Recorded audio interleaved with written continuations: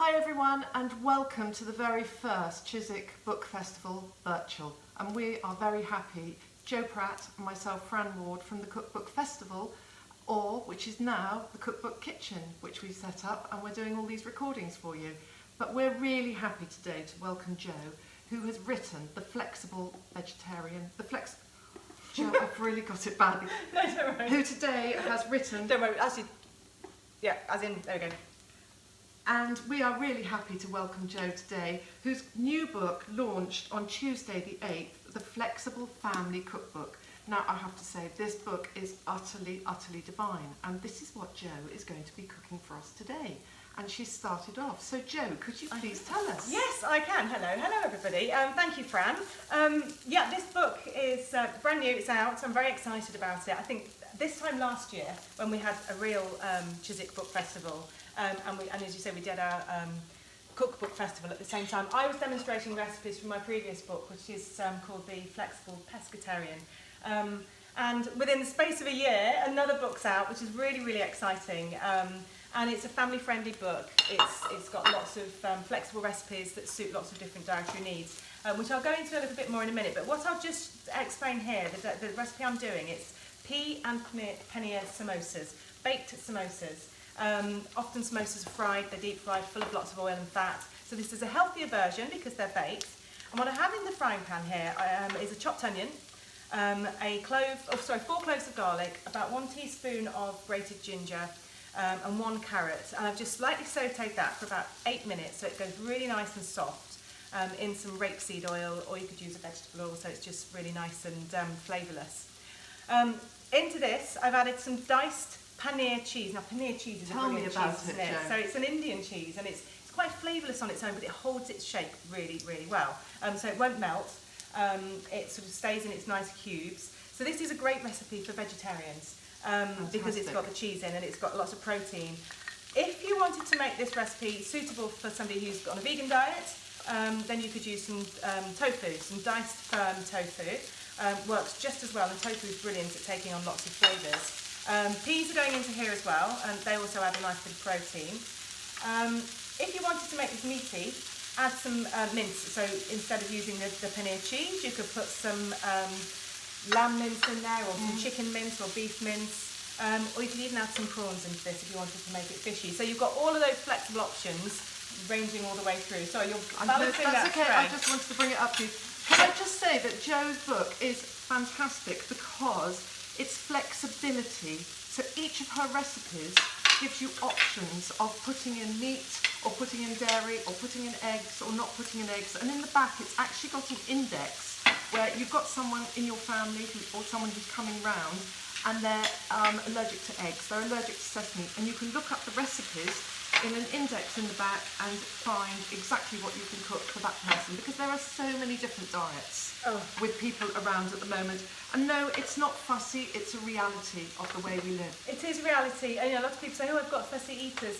When children are very little, yes, they can be fussy because everything's so new to them and they're trying to assert their independence. Fair enough, but actually, as children get older, or as our families grow, we are quite different in our needs and our wants. And obviously, yes, there are allergies and intolerances out there, but some people really don't want to eat meat, or they really don't like eating fish. So, it's just about give and take, really. We don't want to be making lots of different meals at mealtime. It's important to keep things quite real and try and just bring in a bit of flexibility into your diet. So, you might find that somebody goes, look, I really want this to be vegan. So split part of this recipe into half at the beginning bit, when you've sautéed your onion and your carrot, and then just have 2 separate pans on the go, and then everything's sort of just a little bit easier. But, the point of the book is one meal to suit all, and a bit of give and take, and get the family involved in choosing what to cook, and then they'll really sort of enjoy the variety more so.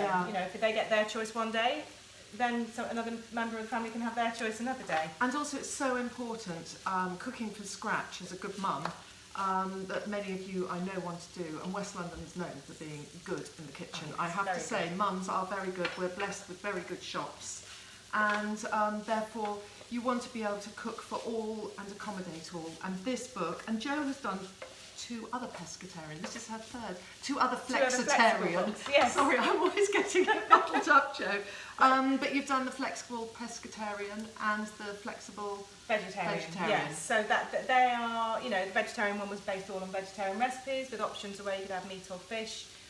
Additionally, you know, the same one with the pescatarian book, you could add, or you can make it vegetarian if you wanted to. So for anybody that really doesn't eat meat. You don't make life easy for yourself, do you? Because you're actually writing 3 recipes in one recipe. Yes, it is, and sometimes more, because you think, hold on, for this one in particular, you're really trying to think of dietary requirements. So yes, it is. It makes it more complicated, but that's what I want out of a book. You know, when it comes to writing books, there is a lot of choice out there, and it's a very competitive world. And I like to make a recipe that people can really feel as though they understand and they can get to grips with, and pick up a book and go, right, that's going to work, because I'm a home cook. You know, I'm not a restaurant chef as such.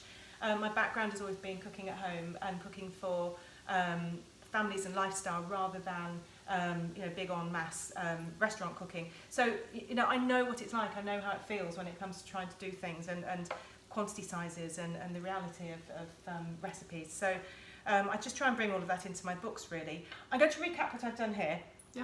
So I had the onion and some carrot, onion, grated carrot, garlic and ginger, just lightly sautéed. And then into there I added the diced paneer cheese, some peas, just frozen peas that are defrosted. If you forget to take them out of the freezer, it doesn't matter, just throw them in because the heat defrosts them instantly. Some korma paste. So these are an Indian flavoured dish, it's samosas. I've used a korma paste. It was a tablespoon. If you wanted to make these hotter and spicier, by all means, you know, work your way up through the spices and change it depending on what you know that you'll like. But the beauty of this is it's not overly spiced, so you're not going to sort of offend lots of people if they're not keen on the spice. You can always sprinkle some chili flakes onto a few of them if you wanted to. Also into there, just some tomato puree, just to give us a little bit of roundness and sort of depth of flavour. Splash of water to bring everything together so it doesn't burn. A pinch of salt, and some desiccated coconut, and that really gives it a nice sort of thickness to the flavour. So this is our filling. This is everything that went into it, the filling for the samosas. In the real world, I'll allow this to cool down if you've got the time, which we're not going to. We're going to go straight in and make the samosas up. So let's put that over there.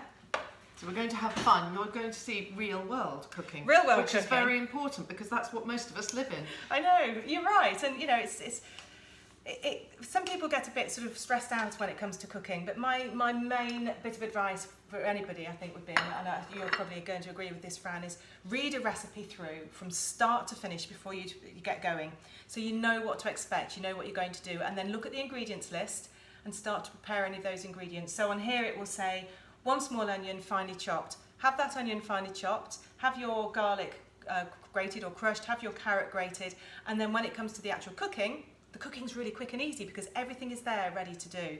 This is ready, steady, cook, home yes. cooking. You've got all those little pots prepared. You have, and it's, you know, it's what restaurants do. It's called mise en place. Yeah, absolutely. And it's your own home version of mise en place. Get your family involved in doing it with you. Get the kids there grating the carrots. Get your kids to go shopping with you and get them to cook with you, and they won't be so scared of what they're eating, because if they've seen it in the raw state, they know what has gone into that dish. I strongly believe in that. That's very true. I agree, and I think it gets them more interested in, you know, what it's going to taste like, and you know, they're not scared of it. No, yeah. You don't want them to be scared of it. And actually, this particular dish, so my children Ollie and Rosa, they love making this, and they actually have a competition now as to who can get the neatest samosa. Oh, that's very cute. What we're using is some phyllo pastry. They're in normally sort of big long strips, long squares or rectangles, and I've cut each piece of phyllo pastry, 4 that you need in total, into 4 strips. They're about sort of 3 inches in width, and then that's the width of the phyllo pastry as it would be before you cut it up. So I recommend starting with 4 strips first. Just get yourself some oil, whether it's a sort of a vegetable oil or a rapeseed oil or a light olive oil, and just lightly brush each strip. So it's a bit like a production. Look like that. They should look like that. Do you know, even if they don't look as neat as that, the flavour's there. And the beauty of phyllo pastry is it's like paper. You can scrunch it around things and it sort of holds itself together. But you do need that little bit of oil just to hold it together. So the filling here, what you want to do is just take a spoonful me see, hopefully you can see in the corner there. Yeah, I think so. So pop it into the bottom corner. So work on all 4 at a time. You have to work quite quickly if you're using it from the pan when it's hot, because it will start to sort of soften that phyllo pastry. And phyllo pastry is very, very delicate. So it is, but it goes to show it can be done if you come home and you need supper in a rush. Absolutely right, that's very true. Now get your bottom left-hand corner and just fold it up to make a little triangle, and then fold again. The more you do this, the easier it becomes and the quicker you get at it. But like I said, if it doesn't quite work, just scrunch it up into a ball, and then you've got the pastry with the filling. So then you have this little triangle shape. See if the light can sort of capture that. And then just work onto your other ones, and then you pop them onto your prepared baking tin. So just a baking tray lined with some greaseproof paper if you know it's not a non-stick one. So let's just finish. Lovely, and I'm just going to tell you, so Jo's book starts off with breakfast and brunch. So it's got smoothies and light breakfasts, and then she moves on to brunch, lunch, depending whether it's, you know, a weekday or what time everyone gets up in your family. The older they get, the as later they it grow becomes. up, it changes, I can tell you. And then snacks and small plates, which is great for children to healthily graze instead of on, you know, chocolate bars or whatever. Yeah. Giving them healthy grazing food. And lovely mains, which this is one of those.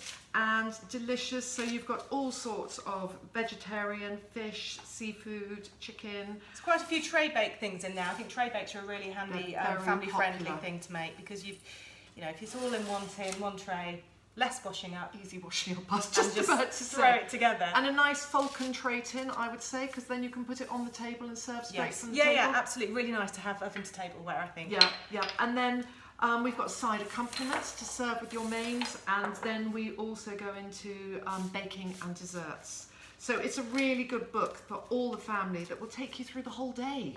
It will, yes. And if you just pick out a couple every so often. Look at that lovely shot. Oh. We all love those, the cut-out shots of the chocolate. We did the shoot for this at Christmas last year, actually. It was we do the shoot. It was a daylight photo studio that we were using. The photographer works by daylight, and of course it was around the time where it was the shortest days of the year. That's incredible. So we were really struggling with light. I remember at one point I had my phone and I had the torch onto the food to try and sort of do the last finishing touches to it, because it was getting so dark. But the photographer, a wonderful photographer called Malu Berger, she's got her studio actually in Acton. She did such a brilliant job at just working her magic. It's lovely. Fantastic.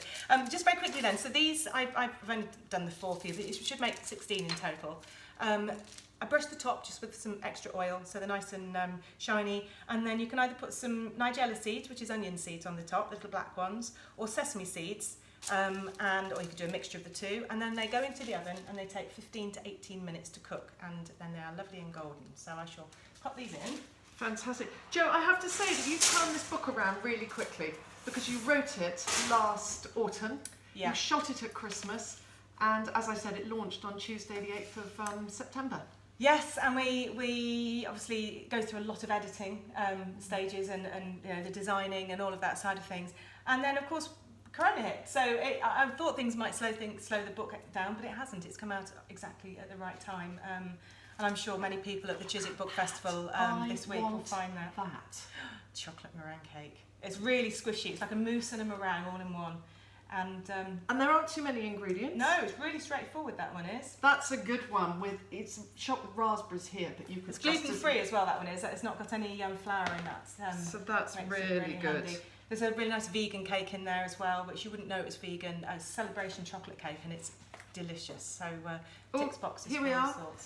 Tikka tray bake. That's the famous tray bakes that Jo was talking about. So that Tikka tray bake is really nice to have as a main course, and have these samosas either as a starter or on the side, and you can make that tray bake meaty or with again with paneer cheese or some tofu.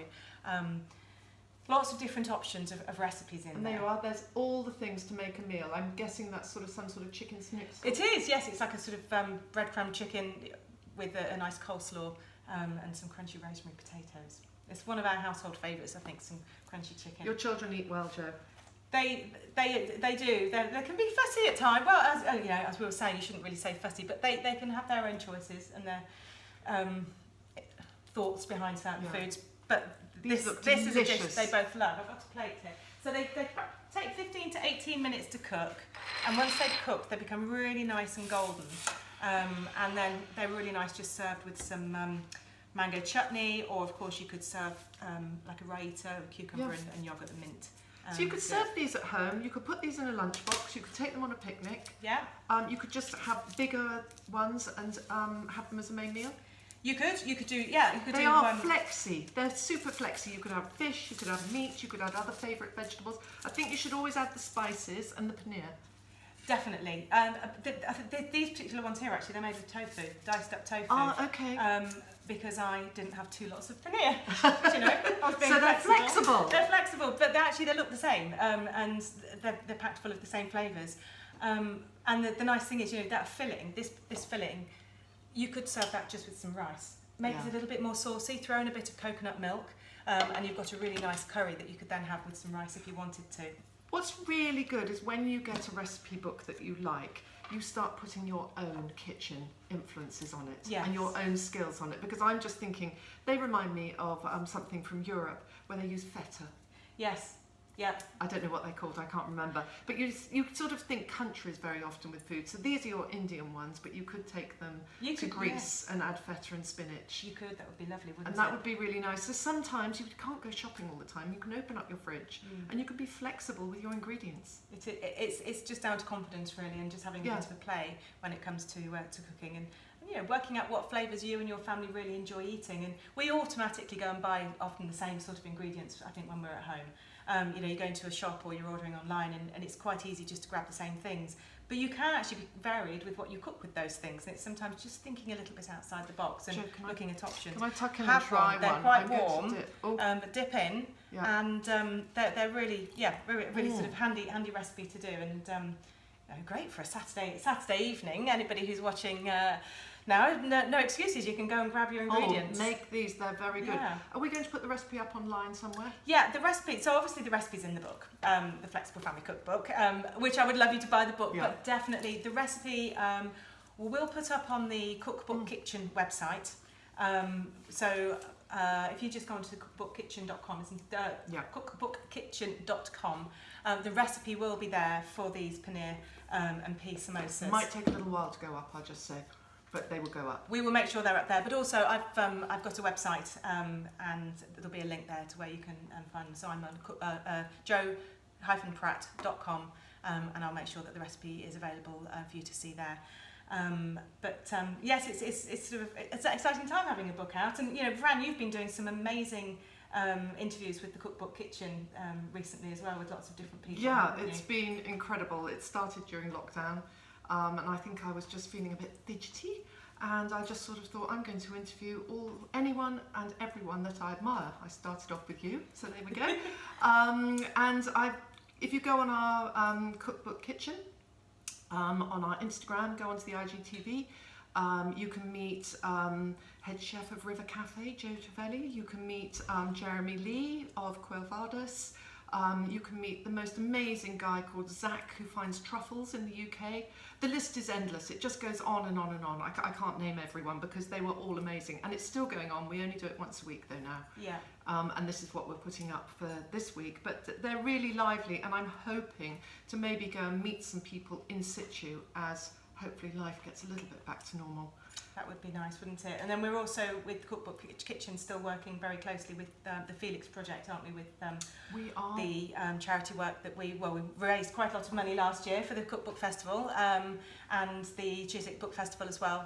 We sort of raised lots of money for the Felix Project, and we're continuing our work with them, which is very exciting. We're putting together a load of recipes, aren't we? The Cookbook Kitchen team. We are, and we interviewed Izzy from the Felix Project, who was great. But these recipes that we're hoping to put together for their 5 top vegetables, because we want to help those who are less lucky, who get given these vegetables, know what to do with them, because sometimes people, they're not brought up cooking. No. And if you're not brought up cooking, you don't necessarily know what to do with a potato except for boiling it. But you could put potatoes in this with Indian spices. You could. It would be lovely. It would be very nice. Yeah. And you know, something like a potato and onion pie, which is very affordable. I see that you've got something like that in your book. Yes. Which is great. Yeah. So that's really good. And also, we've got people who are involved with us are We interviewed Henry Harris of The Crown, and he just opened the other day. So if you're wanting to go out, and on Tuesdays and Wednesdays he's doing the Help Out to Eat Out, up to £10 off on your food for this month to support people. And we've got Scylla, who sits with us, my sushi store. Yes. And you can get delicious sushi delivered to your house. Her and her husband Dave have set this up. Scylla is a sushi expert. She's Danish, but she founded Feng Sushi. She now works for another company. Oh, they're massive, and she's advising them. They're putting in sushi to stores across France and Europe. Yeah. But my sushi store is great, isn't it? It's really, delicious. really good. It's so fresh, and it's all made local, and she uses sustainable food. And Chiswick's a buzz, and she also has a residency every Saturday at the Hogarth Club. Worth a visit, definitely worth a visit, isn't it? Yeah, no, it is. So we're really proud of West London and the restaurants we have, the foodie writers we have, and at the food festival we just love what, the food kitchen, Cookbook Kitchen, we just love what we're able to offer, and we just want to get more of you involved. And of course it's about Jo's book, because it is the festival, Chiswick Book Festival. Chiswick Book Festival, and the book, all of the Chiswick Book Festivals all of the Chiswick Book Festival books, I think we can get hold of very, very easily, sort of locally, but in particular this one will be in Waterstones, just down the road, so definitely go and have a look. I'm going to pop along and make sure that they have some signed copies there as well. But it's been great to be able to do this. It's a shame we're obviously not live, but the book festival is going strong. The organisation, Torrin Douglas, and everybody who behind all of the Chiswick Book Festival have worked really hard to make sure that anybody who's sitting at home can still feel part of everything that's going on, whether it's to do with books or food. It's brilliant. So obviously carry on reading, carry on enjoying your books and buying books and enjoying the rest of the Chiswick Book Festival that they have to offer, and of course everything that Fran and our our Cookbook Kitchen We've got too has many to names. offer. It's very complicated. Keep watching this space, because there'll be plenty of Cookbook Kitchen things going on. Yeah, Henry Harris has said he'll join me, and so we can find out how the Crown is going. But I love the way that the Chiswick Book Festival has become modern and is doing this virtual, and we're really, really happy to have joined you. So thank you very much. Lovely, brilliant. Thank you. Should we stop?